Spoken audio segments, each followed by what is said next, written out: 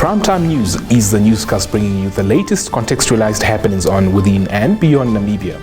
Thanks for joining me for the next 20-odd minutes on the Friday edition of Primetime News. I'm Michael Madimba. Bilateral relations between Namibia and Zambia lead the bulletin tonight. The two countries signed a memorandum of understanding on cooperation in facilitating private sector-led development and implementation of an oil products and natural gas pipeline project. From the Irongo region, Isabel Bento compiled our lead report.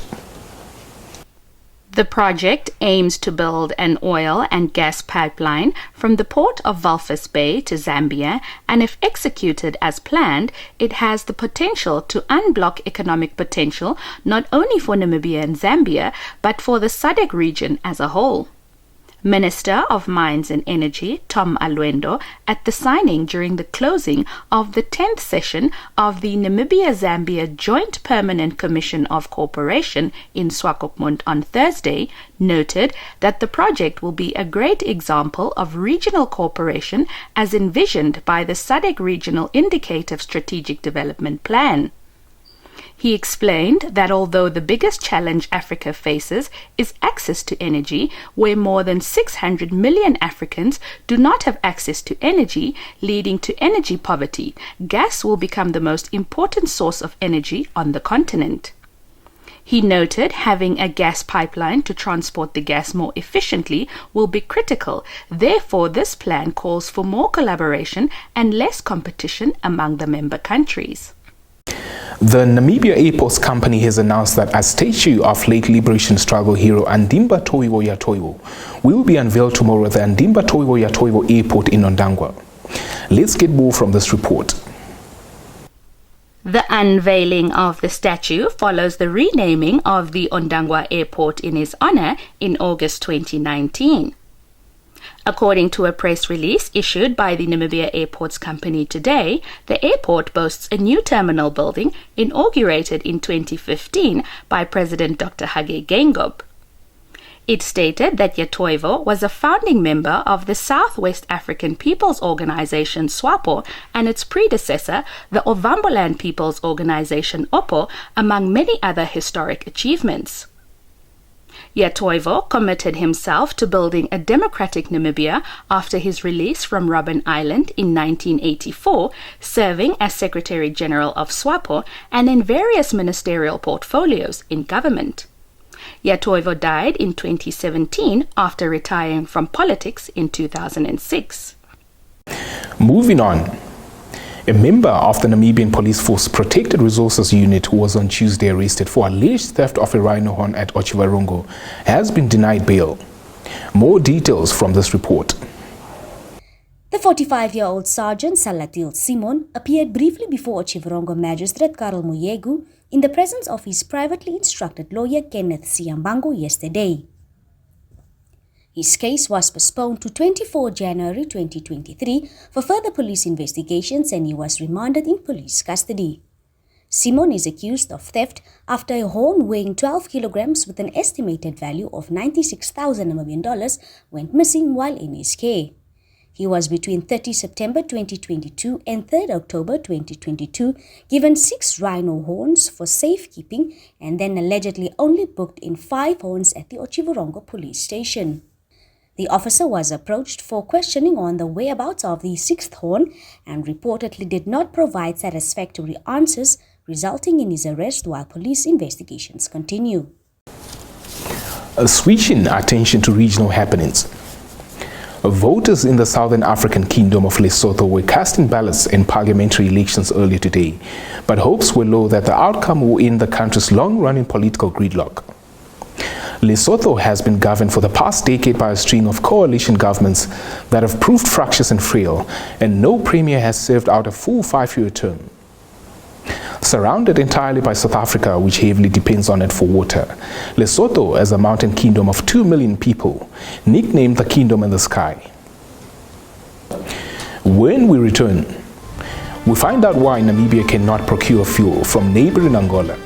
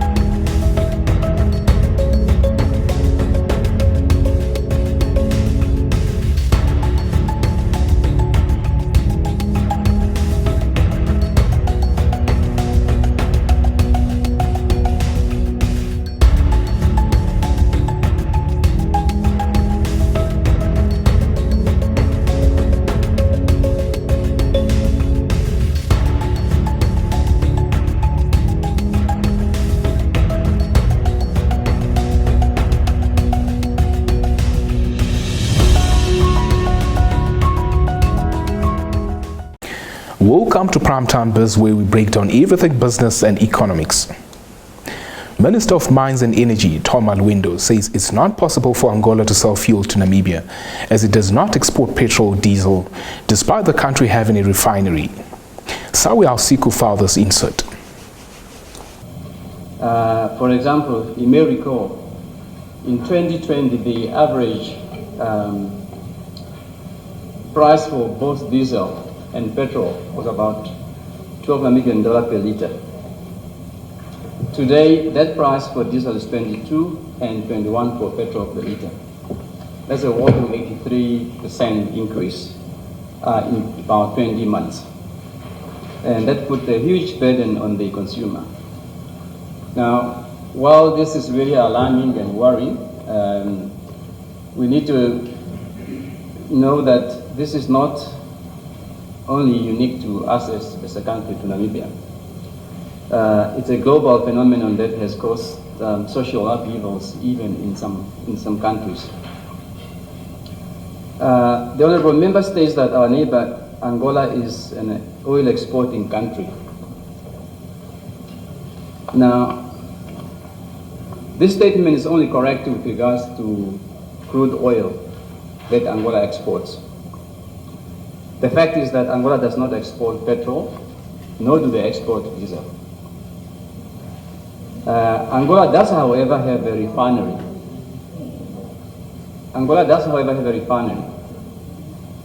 Where they they use their crude to refine some of the fuel, but that what they refine is only less than 20% of what they need. And therefore, the rest of all their fuel that they use, they import it from the international markets, just like we do. And therefore, the idea of us importing oil or fuel, and this, I think, is important. People say oil. Oil, when you say oil, are you talking about crude oil or talking about fuel? It's good, there's a difference. So it's not the same thing. Or it could be paraffin. So, but we have got no chance for us to import petrol, let's say gas, to import either petrol or diesel from Angola, because they also import theirs from the international market. Minister of Urban and Rural Development, Erastus Sutoni, on Thursday officially handed over 40 houses constructed by the National Housing Enterprise to residents of Otjiwarongo. Our correspondent based in the town filed the story. Utoni congratulated the recipients and stated that his ministry would not rest until nearly all Namibians in urban areas had access to affordable and quality houses as their homes. He said the government, through the Ministry of Urban and Rural Development, will remain committed to the task of delivering affordable houses to as many as possible. He called on the private sector to join the government in the quest of providing houses so that masses could own homes too. NHE Chief Executive Officer Gisbertus Mukulu, on his part, said the 40 new houses were partly funded by the government, which provided $5 million Namibian for the project. Mukulu said a total of $11.5 million Namibian was invested in the construction of the 2- and 3-bedroom houses. That's all the top news we had for you this evening. I will be back with the latest in sports.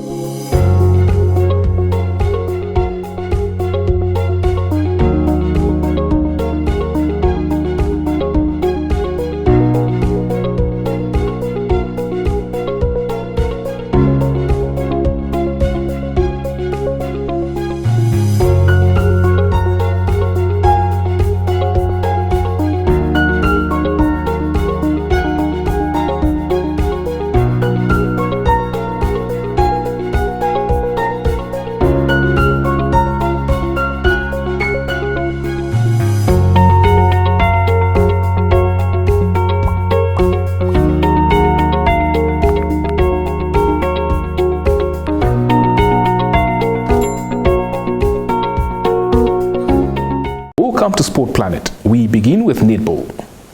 Netball Namibia Vice President Rebecca Kwakwasas says the 2022 Netball Namibia Premier League has been highly competitive.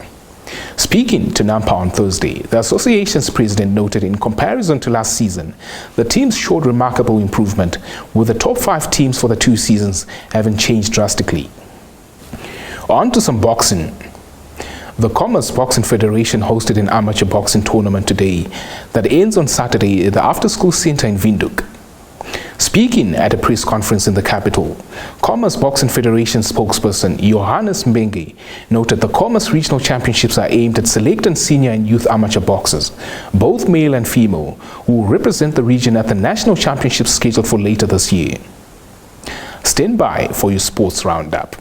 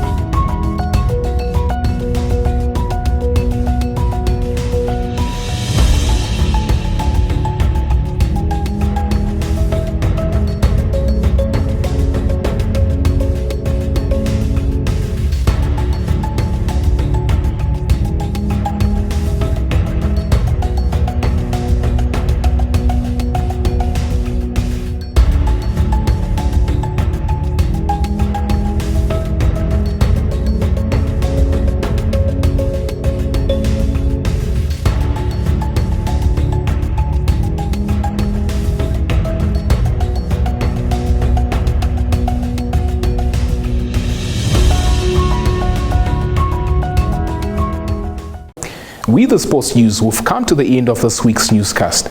Many thanks for watching. Another reminder that if you haven't yet subscribed to this channel, please do, to ensure you receive the latest happenings locally, continentally, and globally.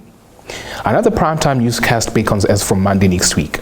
Otherwise, from myself, Michael Madimba, and the entire production crew, have a blessed weekend.